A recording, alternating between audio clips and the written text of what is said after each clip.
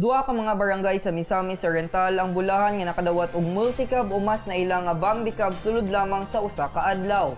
Adlawng Lunes, Pebrero 1 ning tuig, gidawat niini ang Barangay Santa Cruz sa lungsod sa Taguluan ug Barangay 19 sa syudad sa Hinguog.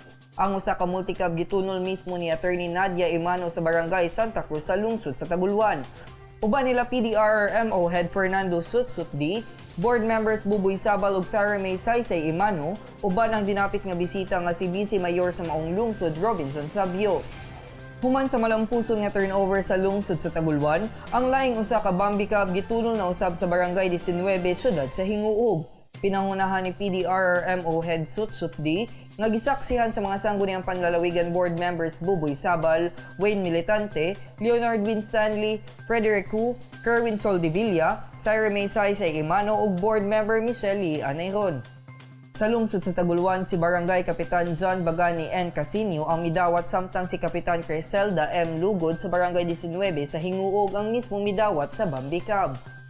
Mapasalmaton og dako ang duha ka mga kapitanes gumikan kay dako kini og tabang nga magamit sa pagroving aron padayon nga mapatunhay ang kahusay ug kalinaw sa ilang tagsa-tagsa ka barangay.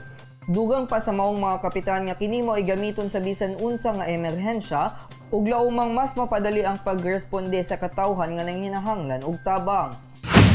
Ang pagpanghatag sa Bambi-Kab dugay na nga proyekto sa amahan sa lalawigan Governor Bambi Imano. Sukad pa sa iyang termino pagka-kongresista sa ikaduhang distrito sa probinsya ug ipadayon niini hangtod nga nahimo kining gobernador.